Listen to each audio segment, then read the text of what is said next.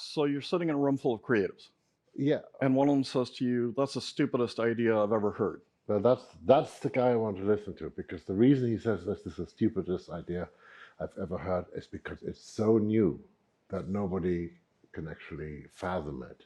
And it will sound like the most stupid idea, but as we sort of kick it around, it forms into something. It becomes the answer to a question that we didn't even know we needed to ask. And you do this. I mean, you push people, and Well, yes. I mean, look. Let me. Maybe I should start a little bit at the beginning, if you don't mind. I was going to say, All right, go on you then. were thrown out of 8 schools. You took 2 full weeks of piano training. Well, that was 1 week probably too much. I remember the piano. Um, I had a problem with authority. Okay, You haven't noticed that. right. Oh no, but okay, wait. German piano teachers are different than piano teachers anywhere else in the world. You know, they rap you across the knuckles. And he did actually say after the 2 weeks to my mother, he said, "It's either him or me." And luckily, she chose me. I mean, it was a touch and go situation, of course, but you know, I mean, but so okay, career very well, did loads of movies, etc.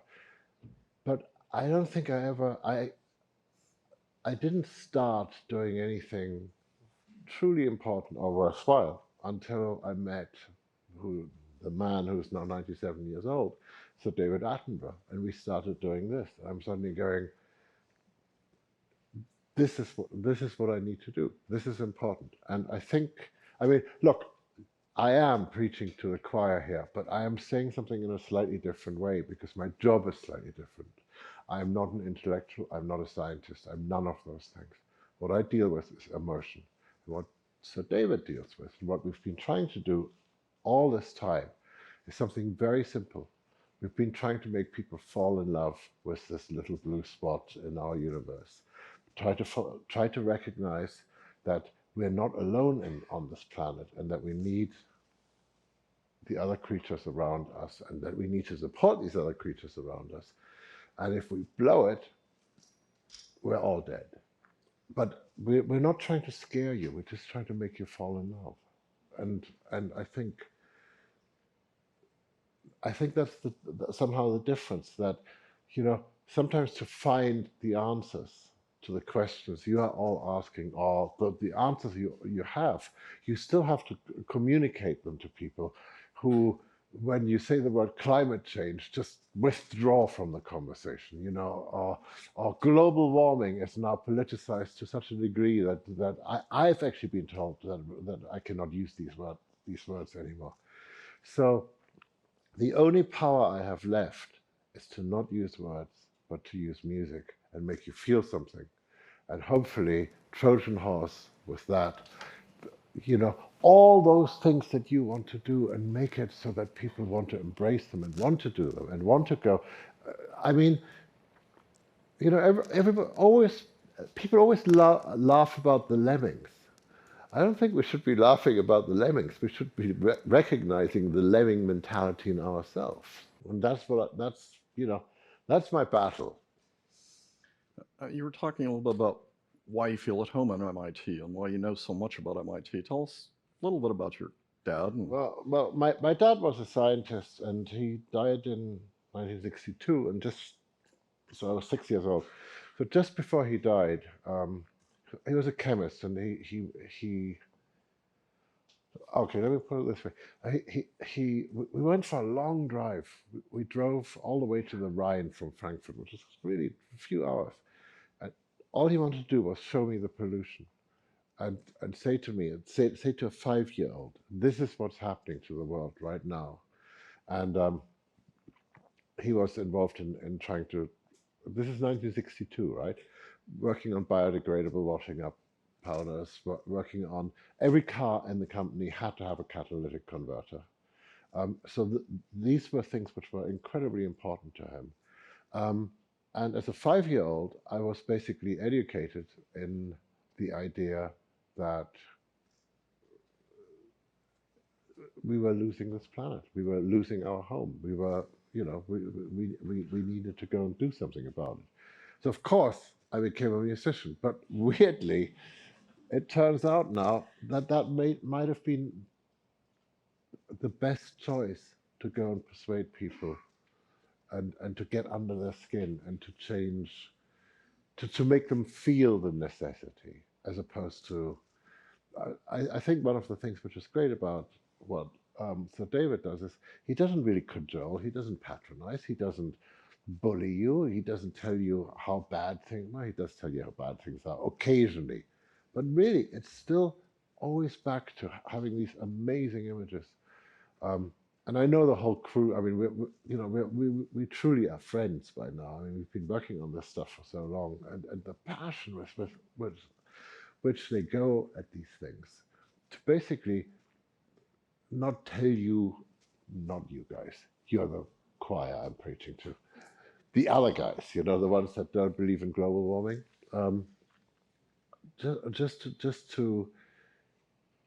just to change their mind a little bit, just to make them be aware a little bit, just to, again, I mean, fall in love. Tell us a little bit more about the process.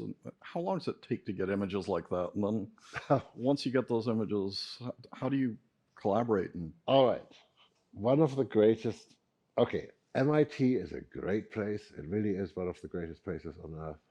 And for me, one of the other great places on earth is in Bristol, in England, the BBC Natural History Unit, which was really started by David. David, by the way, at one point started BBC Two, which was the only other television station we had, and he discovered somebody called Monty Python. So that instantly, I mean, there was a bond formed right there. Um, but within each program, each segment is a different team, and each team has 3 years to go and get the thing, get the shot, get the whatever it is, which I know is complete luxury. And but they always come back with new scientific data that hadn't been discovered before. Usually finding new species, usually finding new questions to ask, which the question is always more interesting than the answer in my line of work. And and then we go from there. I try to. I work with a team, by the way. I work with a team of young composers because I need to know what the next generation. I need them to be involved in this thing, So it's not just me. It's like a whole gaggle of people, um, and we start off for each series to try to figure out some, the sound. I mean, I'm not going to get into the technicalities of it, but it's really about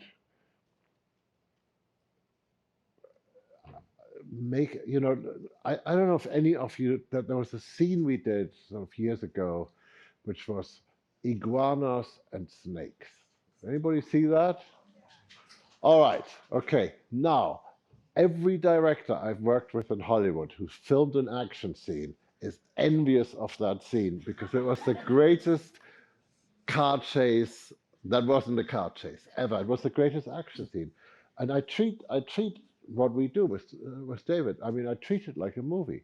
Um, and the job of of a composer on a film is to get under your skin without manipulating you, just to open the door and say, you can feel something now. You can go and have an experience. Come on in, have an experience. Just feel this. What you feel, I want you to have autonomous control over. So I don't want you, I don't want you to, I don't want to do that thing where you start crying because the music is manipulating you. But just give you the opportunity to experience something, to make it a deeper experience. And I don't know if I totally agree with Sir David. I, well, I'll tell you anyway. He thinks, because so many young people are affected by what we're doing now, by these programs, he thinks that the music has a lot to do with it. I mean, we work with people like Radiohead, etc., on these things. We got a song out now at the moment, which is 106 million listens, and it's #1 in the English charts, and it's doing the same business as Taylor Swift did. So this for a nature documentary is pretty remarkable, because it goes to show that yes, people are listening. People are not just seeing, but they are listening, and our message is kind, and our message is about empathy, and our message is about, we're all alone in this together. That's really it, you know. Talk a little bit about your mom, because you're such an interesting combination of a chemist and an artist. And Mom, oh God, um, I come from a refugee family. Mother left Germany pretty late. She August 1939, which was like the last bus you could possibly get out of the place. But she was a pianist, but she could never fulfill her dream because the war, with its brutality and with everything, just got in the way. Um, but again, I mean, there's an uncle who's a South Polar explorer, who spent 40 summers in Antarctica, and I heard those stories. You know, Everything is about who tells you. Stories are important. I've become a storyteller because I grew up with these stories about nature, about the environment, about what we can do and what we shouldn't be doing. And it's very important.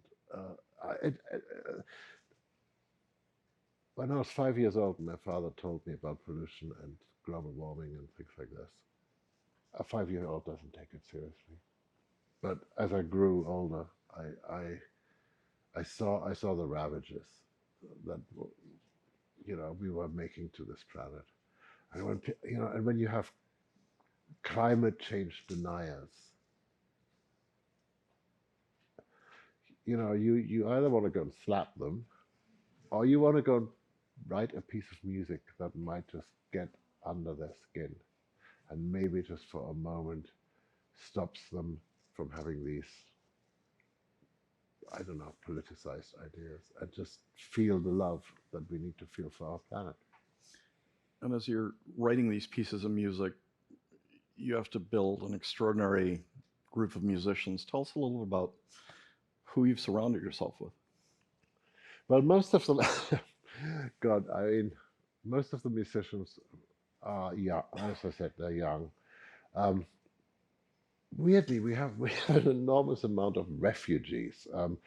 We have we have a Ukrainian orchestra. I mean, they weren't refugees when we booked them, but now we had to go and find homes for them, which we did. Um, Lever, my friend who I did The Lion King with. I mean, when I found him first, he was a political refugee from South Africa. I don't know. There's something weird. Refugees from Venezuela. Um, they're extraordinary musicians, but the other thing is they're extraordinary human beings because they've seen they've experienced the hardships, and maybe because I'm the son of refugees, I seem to attract that, or maybe I don't know. But and the other thing is we're completely multicultural, and 40%, by the way, 40% female, which I, I mean that's in Hollywood that's a pretty good, that's pretty extraordinary. Um, and you know why? Because we don't care. Just come in. If you know how to write a tune, if you can move my heart, you're in. That's it. I mean that's the thing. And I think the multinational aspect is sort of important because people are forever talking about music being the global language. Actually, something? It's got loads of different accents, and things which resonate in Japan absolutely do not resonate in Colorado. And so you have to find, without compromising, you have to find some sort of common denominator. And not everything can be based on, European art music. So when you were talking about great musicians and how you're finding great musicians, Facebook, YouTube, Facebook. No, I work with the most extraordinary guitarist in the world. He's called Guthrie Govan. He's not really that well known, but he's like the guitarist. And I sort of found him. I sort of wrote to him on Facebook, and of course I got the message back going, I know you're just a 14-year-old Uber fan, and I know you're not who you are. So sometimes it takes a long time to persuade these people to actually believe me. You know, what am I going to do? Send my DNA? Yeah. You also said that one of the things you're really looking for is the great musicians know how to listen. That's that is absolutely, that's the most important truth. You see, everybody thinks when you go and see a great band play or great musicians play, it's that they can play so well. Every musician can play really well. I mean, you start at age 4, with your piano lessons, etc. But the thing you really learn, you learn how to listen to each other. And that's the most important thing, because that's how you make beautiful music. You learn how to work as a team. It starts, by the way, if you ever watch a conductor give an entrance with a breath, and the whole you all breathe together. So now you're united in this endeavor somehow of creating something, and you're hoping that this will go across into the audience, and if you can go and communicate in this wordless way, and you see the whole audience sort of breathing with you, you've achieved community, and you know that whatever message you're trying to get across is going to get across a little easier than with the harsh reality of words, which you won't believe because you're a man of words. So it'd be safe to say that your life has become a lot more joyful. You want to talk for a little bit about Dina?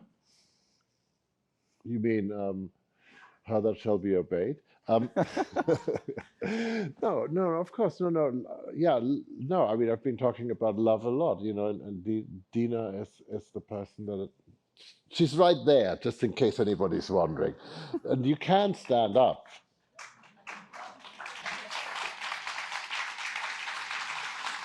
Right. So I wouldn't be able to do any of this. I wouldn't be able to survive if I didn't have somebody who intellectually and emotionally supported me. And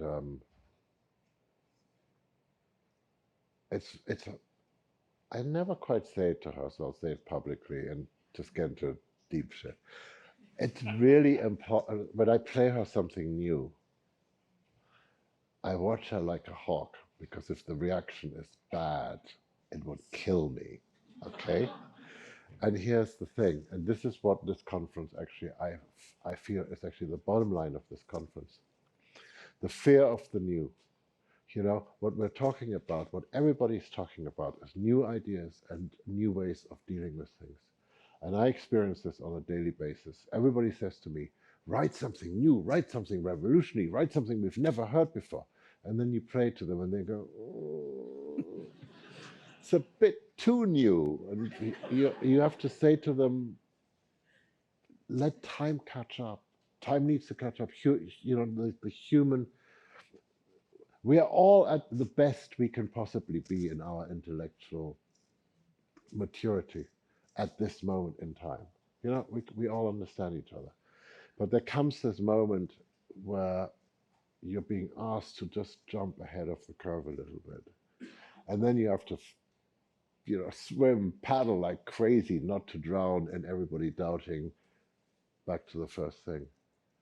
You saying to them, I have this idea, and it might be the worst idea you've ever heard. And then all you're hoping is that somebody will pick it up and go, let's hear it. And be kind to the idea. And add their thing to it. And suddenly, it's a conversation. And then it's a discussion. And suddenly we're building the damn thing, and we're changing the world. Ladies and gentlemen, one of the greatest talents of our time. Let's give it up for Hans Zimmer.